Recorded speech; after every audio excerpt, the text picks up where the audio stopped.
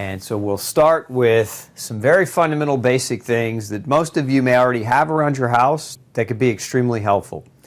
So one of the first symptoms of a cold or flu at the onset, right? So at the certain onset, we get typically a sore throat. Now, this is when you really want to attack it. Don't wait for that throat soreness to linger for days or a week at a time, because that's your early warning sign to take action now. And so these first three things here, peroxide, salt, and silver, can be extremely effective at not only knocking out that sore throat, but many times that infection starts in the tonsils. It starts in the back of the throat. And so if you can knock that out before it gets down into your GI tract or before it goes systemic, you're going to prevent a whole lot of problems from occurring, and you might just stop yourself from getting sick altogether. So gargling with peroxide is something that you can do. This is very common. Most of you probably have this in your home medicine cabinets, but ideally make sure it's food grade. And make sure that you spit it out. You don't want to swallow peroxide, so spit it out, gargle with it, and then spit it out. You can do the same thing with salt water, concentrated salt water, and you can do the same thing. This one right here is my favorite, is to gargle with silver. Now, silver has a long track record of having natural antibiotic, antiviral, antifungal properties. And so using it is going to hit the big three that might hit the back of your throat. So again, when we get colds, flus, etc., it can be viral, it can be fungal, it can be bacterial in nature. This kind of covers all three of those components, and it's relatively easy to do. Now, with gargling with silver, I don't recommend so much the colloidal silver, although it can be effective. I prefer hydrosolized silver, so hydrosolized silver as an option instead. This type won't store abundance in your tissues. If you're doing this on a regular daily basis, it won't turn your skin gray as colloidal silver in higher doses can. But hydrolyzed silver, so again, hydrolyzed silver and gargle with it. Now, you can swallow the silver, so when you swallow it, it's going to go into your body, into your system, and it's going to go systemic. It's not dangerous to swallow the silver, unlike the peroxide.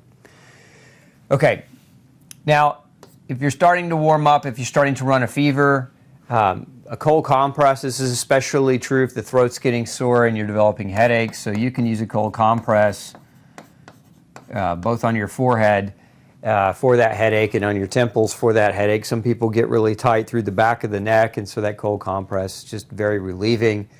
Most of you have something like that at home, so it's really low-hanging fruit, really inexpensive, and for most of you, relatively free. And then there's a couple of other really effective immune-boosting teas that you would consider. One is echinacea, which you can find in most grocery stores. The other being golden seal, also you can find in many grocery stores. Now, golden seal can be super, super bitter.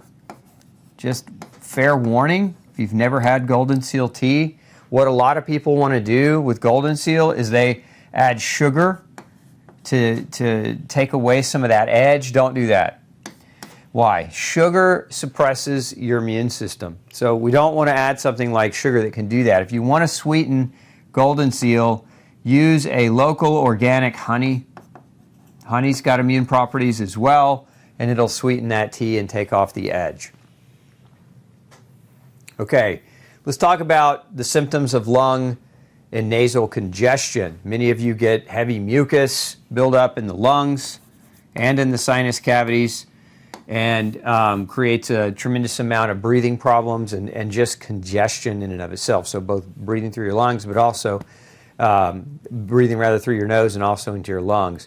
One of my favorite remedies for mucus is this top one right here. That's NAC, N-acetylcysteine. Let's make this white. N-acetylcysteine is a mucolytic, so it breaks up mucus. So if you've got mucus deep in your lung fields, it's going to help to break that up so that when you cough, your cough is productive. Remember that excessive mucus can be a breeding ground for microbes. And one of the things that sometimes happens is your problem starts with possibly a virus.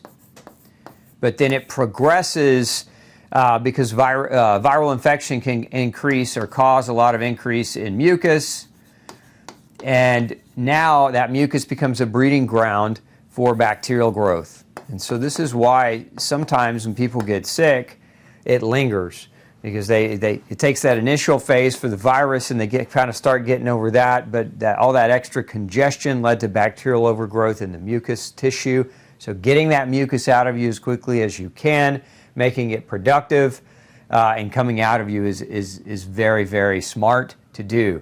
So N-acetylcysteine, my opinion, one of the most effective ways to do that. Now, dosing 1,500 to 3,000 milligrams per day when you're sick. This isn't a lot for long-term use, but when you're sick, it's perfectly safe to use that. And especially if you're using Tylenol, so those of you that are taking Tylenol when you don't feel good, some of you take it to break a fever, or for the aches and pains.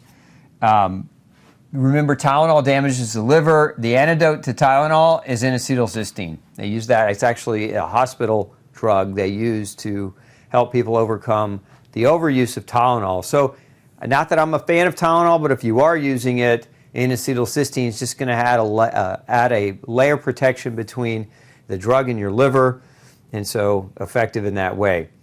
Silver, we mentioned silver a moment ago, but silver spray, you can do silver in multiple different ways. So one of the things you can do with silver is you can gargle with it and then swallow it. But one of the other things you can do with silver is put it in a neti pot. And then you can take it up the sinuses. Now some people use a hook nose bottle. There's also a machine called a Navage device. These are all good ways to take liquids into the sinus cavities. So silver, sometimes what happens is that you have breathed in a viral particulate or bacteria and they're colonizing in your sinuses, in your upper respiratory system. And so a neti pot with silver in it can sometimes be very effective to drain and clean out the sinuses and prevent, again, mucus from accumulating and allowing for festering of other microbes. Then we have other things. Thyme. Also, thyme is super effective at clearing the sinuses. So thyme as a general, and you can use the herbal thyme, you can use the essential oil thyme.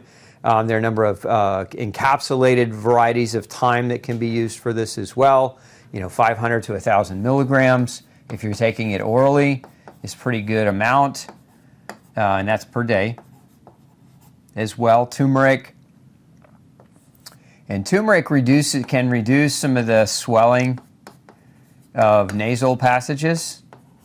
And so in that way, it might help to soothe the nasal sinus cavity, but also help and improve breathing. For turmeric, very similar dose structure, 500 to 1,500 milligrams a day. Again, this is just acutely while you're not feeling well.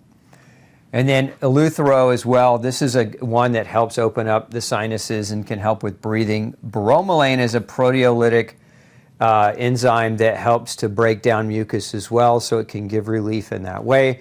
There are a number of different formulas that will have all of these. If you go to the health food store and look on that cold and flu remedy aisle, you'll oftentimes find products that might contain multiple of these ingredients simultaneously, to include licorice root, which is also good and helps to support the immune system and helps with sinus congestion and nasal congestion.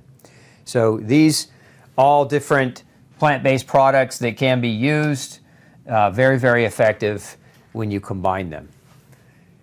Now, one of probably the most underrated thing to get done when you're not feeling well, and this is a lot of times because people don't want to get out and about when they're sick, but if you're congested in the head, chiropractic adjustment of the neck because those lymph nodes sometimes will back up and it'll make it hard for the lymphatic fluids to drain from your head. That increases the tension and the pressure, leading to headaches and stiffness and achiness.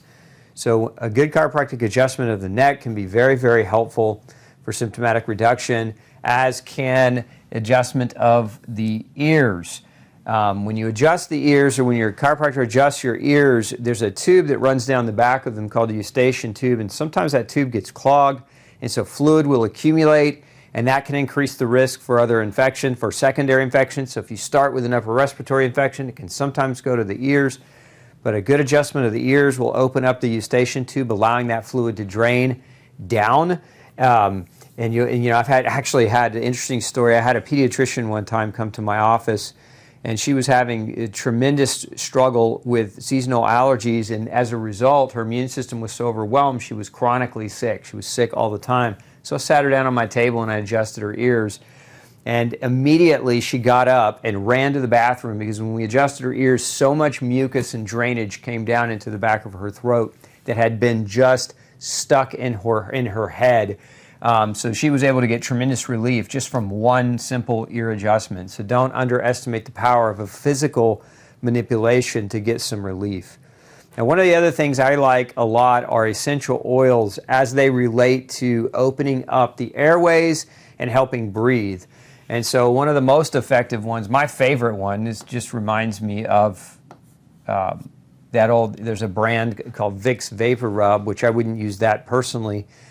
But eucalyptus is if you've ever smelt that, that's eucalyptus. And so eucalyptus opens up those passageways. And so you can take the essential oil eucalyptus and just dab a little on the chest.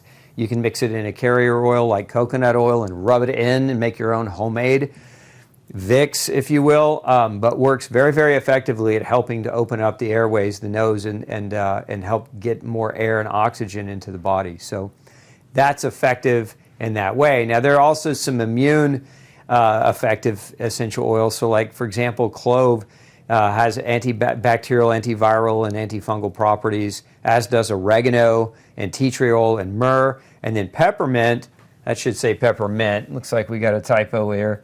We'll put a T in there. But peppermint, like eucalyptus, can open up the air passages. So breathing that in, if you've got an essential oil diffuser by your bedside, that can help a lot of that mucus congestion that occurs when we get a cold or a flu.